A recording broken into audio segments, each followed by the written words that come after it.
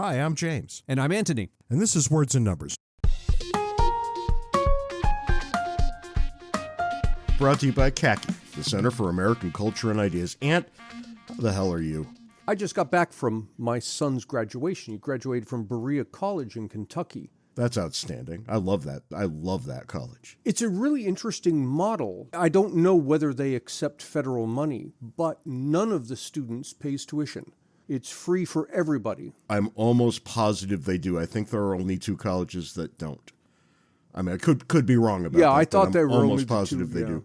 Nonetheless, this is an interesting place. It's the kind of place, frankly, where I would have loved to have worked. Yeah, well, it was interesting, as I was remembering, you and I, for a number of years, went to Kentucky, spoke to students at high schools there. We were sitting in a pizzeria in Berea, and my son, Simon, was, I don't know what he was, a senior in high school or something. Maybe he was even at Duquesne. He was not happy there. He was going to leave. And I said to you, I wish he would come here. And sure enough, a couple of years later, he ends up there, had a great time. He graduated. In any event, we were delayed leaving because there was a problem with our plane, so we just got in today, and I'm not operating on all cylinders, but I will attempt to be new and interesting. And before you try that and doubtlessly fail, I've just gotten back from the mandatory fund Christmas week at AIER, where I am gainfully employed to this moment, and I managed, of course, while there to get sick. So my voice is a little off. I know that. You don't have to tell me. So, Ant, with no more delay, what's new and exciting in your world this week? One of our listeners, Don Heed, sent an article. This is by Robert Reich. The title of the article is, What Can We Do to Stop Out-of-Control CEO Pay? Robert Reich is an idiot no matter what he does. It's always idiotic. It's as if he can't be right, even by accident. I hate to say this about people, but I think it's true where he's concerned, that he's deliberately misrepresenting facts here. Oh, I think he does it all the time. And he should know better. He was Secretary of Labor. I'm going to quote numbers from the Bureau of Labor Statistics, which, as far as I know, worked for him when he was in the Clinton administration.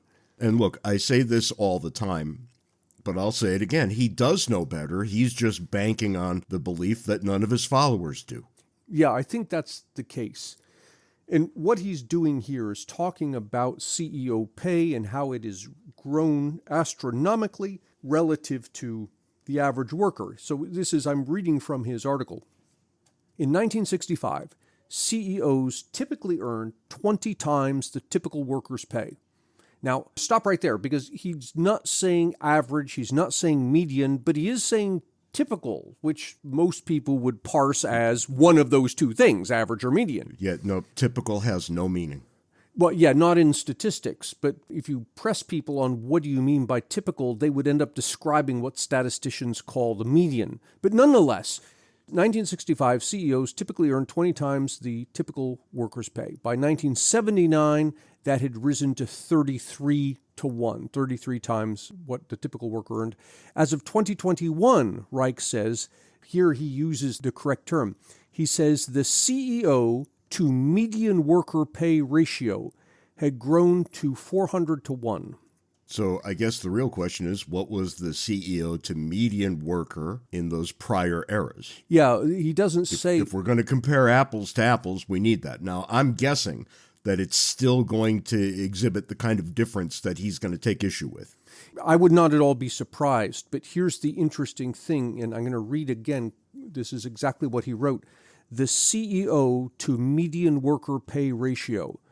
Now, what he did not say, but he would like you to believe, is that he's talking about the median CEO to median worker pay ratio, and that's not the case. When he talks about CEO pay, he's talking about the highest paid CEOs.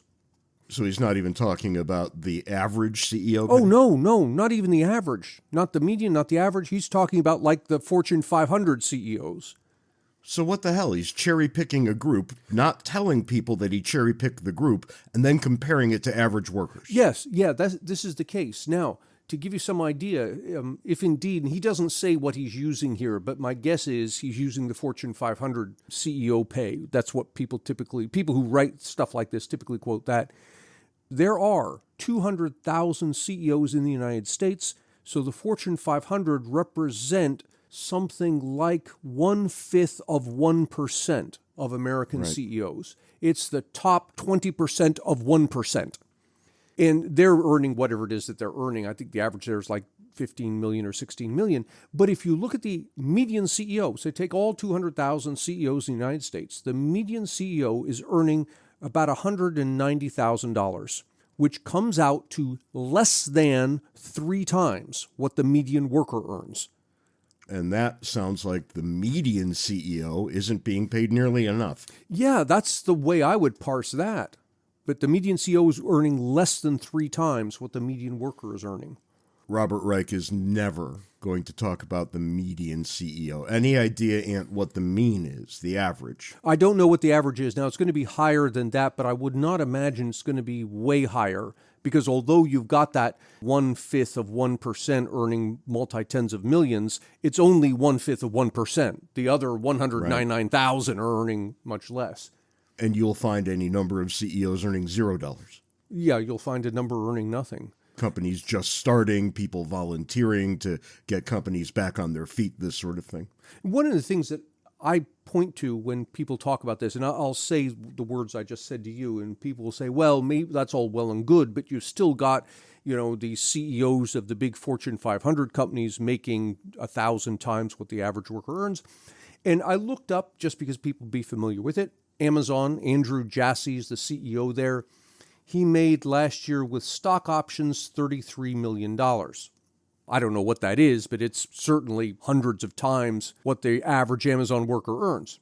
But here's the thing. People will look at that and say, but he can't be worth thousands of times what the average worker is worth. Why is he earning $33 million? The average worker is earning whatever he's earning, $80,000, $100,000, something like that. To which I respond, hang on. Amazon has 1 million workers.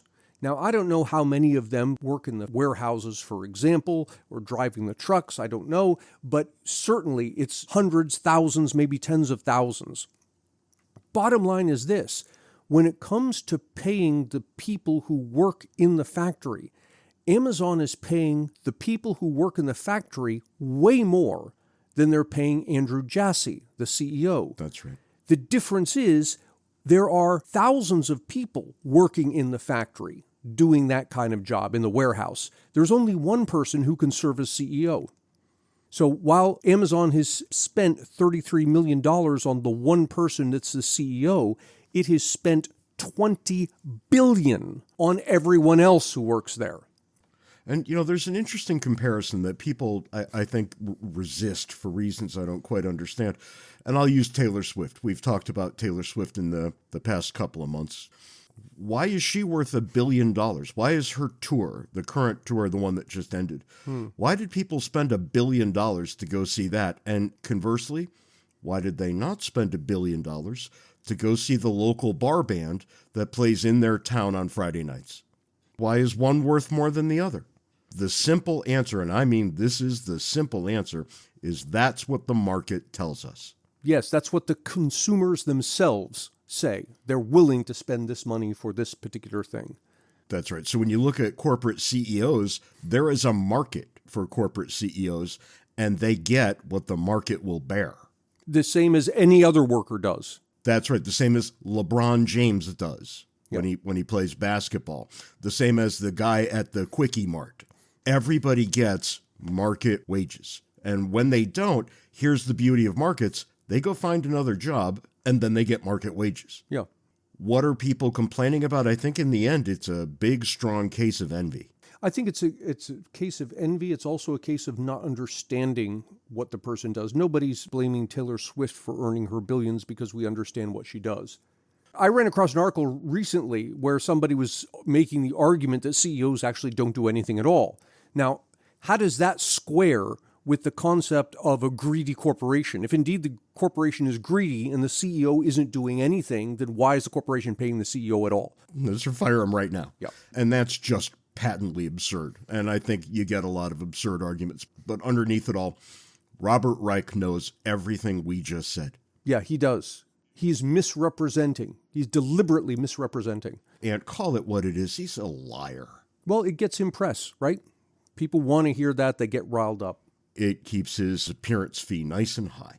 We don't get a lot of money going places saying, okay, have a seat, everybody. right. I'm going to tell you the truth for the next half hour or so. Yeah, I've often wondered if, maybe that's the market sending us a signal. We should just start lying about stuff. We get paid more. Well, all right, we'll give it a shot next week. But for this week, we're going to keep telling the truth. And we've run very long on Robert Reich. Well, and hang on, because I've got something else I want to talk about. Because we're not done. Hang on, because we're not done yet. Another one of our listeners, Andrew Wanrose, sent me this meme of the kid from Home Alone, who's now an adult now. It says, Home Alone... This one's been pissing me off lately. Yeah. This one's been really pissing me off. Grocery prices. So what they do is they're asking, how much did this kid spend in the movie when he went to the grocery store in 1990 versus today? And it says in 1990, he spent $19.83. This is from Fox News, by the way. They showed this. I've got a screen capture of it. $19.83 in 1990. And if you follow food prices by 2022, that same basket of goods cost $44.40, and by 2023, $72.28. And Andrew sends me this thing and says, is this right? Well, it turns out yes and no. The number that they're showing for 2022 is correct if you look at food inflation. So the stuff that cost roughly $20 in 1990 cost roughly $44 by 2022. But then whoever put this together for Fox News goes completely off the rails. They claim in 2023 that same basket of goods went from $44 in 2022 up to $72 in 2023, which was astounding. That's Argentina level inflation there, right? That's completely wrong. The correct number for 2023 is $47. So whoever did this didn't do the basic math. And I think, once again, somebody did do the basic math, didn't like the answer, and made some shit up. Or I'll give the person a little bit more leeway here. I imagine what happened is the person did the math wrong, came up with that astounding number of $72 and just said, oh yeah, that sounds right, and didn't bother to look any further. And here's the first question I would ask. Okay, fine. If at Fox News Donald Trump were still president, would we have gotten that same answer? Yes, right. Would that meme have hit? And I'm here to tell you it would not have. And by the way, because someone listening to us might say, okay, well, that's all well and good, but, look at that inflation from 1990. The basket cost $20 to 2022. It cost $44. From 1990 to 2022, that's roughly 2.5% inflation. Yeah. It's not a big deal. That's right. That was the level of inflation we had for a very long time. Yeah. It's much higher. It got much higher in the last 2 years, give or take. And that's a problem. And you keep telling us, and I think you're right, that we should get used to 5% instead of 2%. That's going to be painful because it all compounds.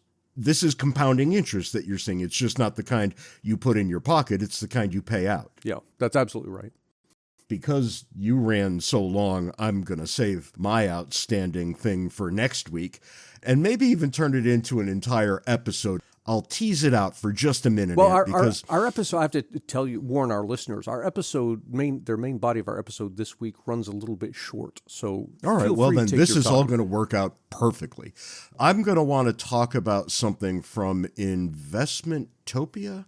Is that right? Oh, yeah. I know the site you're talking about. Oh, and by the way, Investopia, and I run across them a lot, and I'd say 20% of the time, the stuff I see on there is just not correct. Well, hold on to your hat, Ant, because Investopia tells us that the American dream costs about $3.4 million to achieve over the course of a lifetime. From getting married to saving for retirement. And one might figure all the things that they're going to include in there, probably like going to Duke or something. But the rub is that the typical American worker over that same period only makes $1.7 million. So the typical American worker makes roughly 1/2 what it takes to live the American dream. Now, that doesn't pass the smell test. I know that there's some bullshit underneath all that, but let's hold off on explaining exactly where it is, because I think this would make one heck of an episode down the road. I just flipped open my calculator here. Yeah, they're wrong. Somebody did it. But how they're wrong is going to be lots of fun. Yes, yeah, it is, but they're wrong. Yeah. So yeah, no, of course there, but we'll dig it out. And you can all safely assume that if you try real hard and work, you can in fact have the American dream. You might not be able to have every single thing you want, but welcome to the human race. Newsflash, it's never been the case. That's right. But that, of course, Ant, brings us to the fun part, the foolishness of the week. The most foolish thing I saw this week was the president of Harvard backtracking in front of Congress. Yeah, that's going to be an entire new episode, too. We're going to take care of that one real soon. But for now, Ant, I want to draw your attention to something that perhaps you've never heard of. Sports Illustrated. No, I've heard of it. That's right. Every red-blooded American boy has heard of Sports Illustrated. That's right. Here, Ant, we have a sign of the times. The CEO of Sports Illustrated, the Sports Illustrated publisher fires CEO is the breathless headline. CEO Ross Levinson has been terminated. Why? Because people are using AI to write articles in Sports Illustrated. Not only that, they used AI to create the names of those authors and biographies of those authors and photographs of those authors. And the CEO gets fired because of this. My question is, do the readers like the articles? If so, someone needs to give that CEO a raise because he can get rid of his entire staff. One wonders where we're going with this. I could see a time in the not-too-distant future where all of the news is covered by AI reporters. It's already started. This isn't the first time we've talked about this. There have been local newspapers that have done some light treading around this. Most places are open about it, and they say, look, in this bubble in the bottom right-hand corner of our screen, we've got AI doing some things, serving up some headlines to you and this sort of thing. But here we had authors' names and bios just being fabricated. And that seems to be the sin that people can't recover from. Yeah. It's always taking it a step too far. It's the cover-up, not the crime. Right. I'm interested to see where all this goes, but I think this qualifies instantaneously as the foolishness of the week. It wasn't that long ago, maybe like 6 months ago, I saw a cartoon. It's exactly this, what you're describing. This one guy has a bullet list, and he gives it to the AI and says, flesh this out into an article. And another guy gets the article and says, reduce this to bullet points.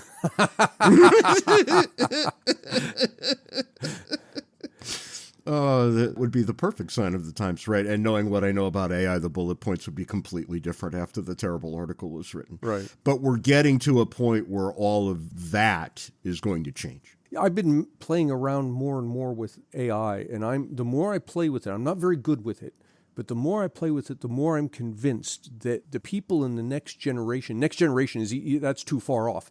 The people in the next 5 years who are going to be really valuable to companies are people who know how to use an AI well, to ask it the right things, to get it to do whatever it is you want it to do. Because like everything else of this sort, it's a tool. Yeah, very much so. It's going to be abused by many. You can bet on this. I will bet any part of my body that you want. It will be used, if it's not right this second, really soon, to create stunning versions of pornography. Mm-hmm. Because that's what happens with every technology. It will be used to cheat in all kinds of ways that undergraduates have barely realized to this point. And it will be an incredibly valuable tool that gets us to a different level of human development. Yeah. Before it, turns on us and kills us all. I don't think that's going to be the case either. But, it's interesting you say that, because all of this stuff we're talking about, if one goes back to the dawn of the Industrial Revolution, you see people saying the same things that you and I are saying right now about machines. That's right. Machines people are going to, they won't have to do their jobs. They're going to take over the world. We've learned, no, that's not the case at all. They're tools. And if you know how to use them, you can do a lot of stuff. It makes for great science fiction. Yeah. For one-stop shopping for all things James and Ant, visit our website, wordsandnumbers.org. We give a special shout-out to our Patreon sponsors who help us keep the lights on. If you'd like to contribute, go to patreon.com/wordsandnumbers. We said last week that we were going to talk about this Joe Biden nonsense where a billionaire minimum tax of 25%, he says, would raise $440 billion over the next 10 years. So here's the thing. 25% on all billionaires, and he doesn't say on what, right? Is it an income tax? Is it a capital gains tax? Property tax? What? Just a billionaire minimum tax of 25% would raise $440 billion over the next 10 years. So let's be charitable and say $44 billion a year. All right, what is 25% of all billionaires equal $44 billion? Start with how many billionaires do we have in this country? And last I checked was maybe 3 years ago. It was around 600. It's probably more than that, but let's go with 600. Well, I thought it was like 1,100. Let's just call it 1,000 to keep it simple, right? Yeah, I think that's probably high. Nonetheless, let me be conservative and say 600. That's U.S. billionaires. I think there's 1,100 or 1,500 worldwide. 44 billion a year divided by 600, that's times 1,000 billions, millions, that's 73 million per billionaire per year. Would that be a 25% income tax? No, I don't know what that would be. That seems awfully high. 73 million times 600, yeah, 44 billion.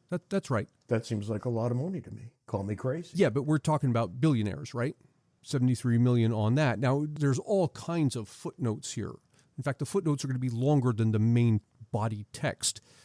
When you talk about a billionaire, we're talking about people's net worth. It's wealth, that's right. The wealth, yeah, which is largely unrealized. So it's not like they have this cash sitting around, so they own something that the value's gone up in price. So how much liquidity they have is the important question, because you're asking them to come up with $73 million. Here's where what you said last week, I think, should resonate with people. Because you said if you're middle class, you should be holding on to your wallet, because when the government comes for you on unrealized gains, the unrealized gain that you're going to be sitting on is your house. Yeah. And do you have enough liquidity to pay the tax on the unrealized gain that is your house?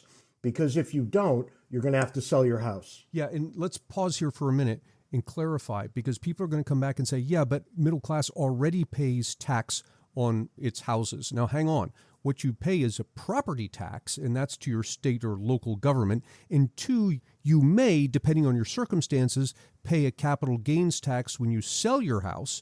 That's right. What we're talking about here is over and above all of that. It's an additional tax. It doesn't matter whether you sold your house. And actually, it's going to be most painful if you didn't sell it, because the government's going to come along and say your house went up in value because its book value when you bought it was $100,000, now it's $150,000, you owe tax on $50,000, and you're going to have people across the fruited plain saying, wait a minute, I didn't make $50,000, to which the government's going to reply, yes, you did. The value of your house went up. And then we're going to be all the way back to this discussion of wealth versus income. Yep, that's right. And it's not going to be fair and blah, blah, blah. But, perhaps you could remind people of how the income tax was foisted upon us. Yeah. Who was going to pay the income tax, and then who actually pays the income tax. James, and this is becoming more and more scary the more I think about it, because as you ask that, and I'll tell the story about the income tax in a second, but as you ask that, I'm thinking to myself, this tax, according to the president, is going to raise $44 billion a year. That's a complete drop in the bucket. The federal government spends that much every 2 to 3 days. That's right. It doesn't make any difference at all. Yeah, and I'm thinking to myself, what's the benefit? Why is he going out on a limb to raise a paltry amount of what's less than a rounding error? And it occurs to me, wait a minute, he's looking for that redefinition that we can tax wealth. And when that's been redefined, we then stick it to the middle class. You say, well, I don't own nearly as much as a billionaire does, which is quite right, but there are millions more of us. I know, exactly. So many of you. Right. That's right. Tell them about the income tax. So let's go to the income tax. When the income tax, and of course that required a constitutional amendment, when we were arguing about that in this country, which would have been, early 1900s or so, we're arguing about whether we should have this amendment to allow the federal government to tax people's incomes. Brand new thing. Politicians in favor promised us that this was a tax on the rich. It's not going to hit the middle class. And furthermore, it was always and only going to be a tax on the rich. Only to be a tax on the rich, and it was just going to be 1 or 2%. They said this outright, 1 or 2%. And what happened? it wasn't 10 years, I think it was 7 years, before that new tax got extended, not just down to the middle class, it got extended down to the poor. The federal government was taxing all of them. And what about that 1 or 2%? Well, no, and it's now 30%. How about that? So take all of that and apply it to your wealth, to the value of your house, the value of your car, the value of the land that everything's sitting on. All of that is going to get taxed. I said there were two things that he wanted out of this. You've just gotten through one of them. Lots and lots of money to go out and spend. The other thing is lots and lots of votes. Because the minute in an election cycle, like we're in right now, if you can get into class envy and you can pit the middle class against, quote, the rich, you're going to be president. Yeah, which is exactly what happened back in the early 1900s. Now, it's funny how that always seems to work out, isn't it? That this class warfare business, every single election cycle, we see a variation of the same. You know, I keep pointing out how similar these things are every 4 years. That every 4 years, a bunch of clowns come out and say, I know all the problems, here they are. Curiously, they're the exact same problems that we had 4 years previously. Mm-hmm. And then they say, and here's how we're going to fix them. And I've heard all that before too. What are the odds that those are in fact the problems and those are in fact the solutions? I would say approaching zero. Yet people fall for this nonsense hook, line, and sinker. My Facebook feed right now and my Twitter feed is polluted with two groups of people. One group who keep saying things like Bidenomics is working.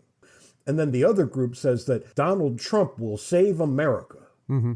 Notice I'm not giving a solution. I don't think we have one right now. This solution, the politicians don't want to talk about, and that's to stop spending more than you have. Yeah, and they won't do that because then we won't vote for them. This is our fault in the end, right? We demand that they spend money that we don't have. So then they do that. And yet people act surprised. When you started this conversation, it reminded me of a thought I unfortunately keep having. And you started the conversation by saying Joe Biden is saying that here's this group of people, they need to pay more and argue because it'll help the deficit or whatever it is. And when you boil that argument down, you're left in a very unfortunate place. The core principle of that argument is it should be right and just that we take whatever we want from whoever happens to have it just because we want it. This is why I like the idea of a flat tax so much, right? It takes that element out of it. And then I think there is a logical question, how much should be exempt? And then you're asking, well, how much should we leave to people completely? Not how should we screw a bunch of people? And I like the difference in those questions. I think we'd be better off having a flat tax, say 18 to 23%, whatever, and then saying, and the first X thousands don't get taxed at all. The end. The rest, good luck to you. Yeah, and, here we are thinking pie in the sky.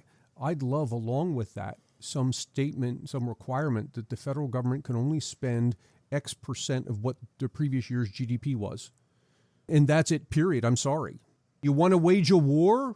Well, too bad. I hope you saved in the previous years because you can only spend this much. Set your priorities. Yeah. If you want to do a thing, I won't even say what. If you want to do a thing, that necessarily means you can't do some other thing. Yeah. Like the rest of us. If I want to go to the movies, maybe that means I don't go out to dinner, or vice versa.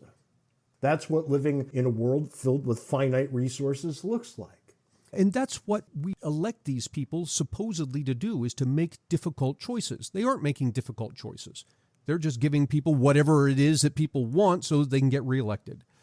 They're making profoundly self-serving choices. Yes. And when I see Joe Biden take to Twitter or X, whatever I'm supposed to call it these days. Does it have a name, by the way? It is X. I know it's the symbol X, but do they say something like the company formerly known as Twitter? No, just X. But everybody says X, formerly known as Twitter. When I see the President of the United States take to, what is functionally public airwaves and say this nonsense. You could like him all you want, but my God, hold him to a standard. And that's, I think, where we go wrong the most these days. We've become so tribal that now we won't hold our own accountable. Yep. And I think that's a real problem. It used to be the case that your own party would look at you and say, you know what, you have to stop this. That's how Nixon resigned, by the way. when his own party said, you know what, Richard Nixon, you're going to have to go. Mm-hmm. And he said, I don't think I should. And they said, doesn't matter what you think. That was better than what we now have. What do we now have? Who told Donald Trump that he had to cut it out? 3 years after the election, they're still lying about it.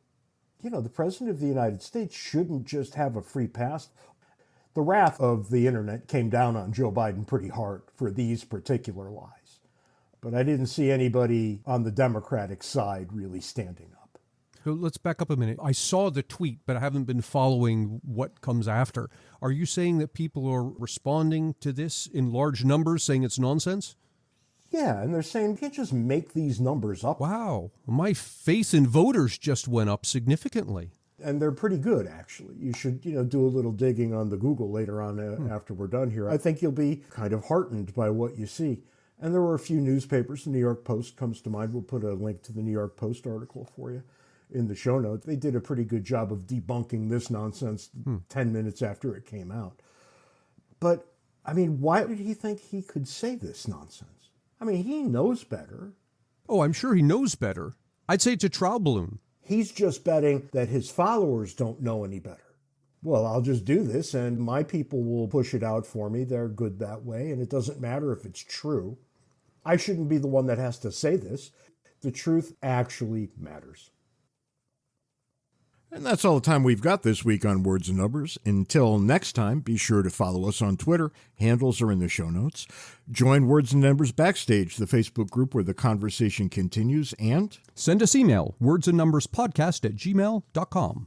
Until next week, try to be nice to one person who doesn't deserve it. Just one. And who knows, it may turn into a trend. Give it a shot. You might feel good about yourself. You could say you tried. You tried, that's right. Till next week, can't take it easy. See you next week, James.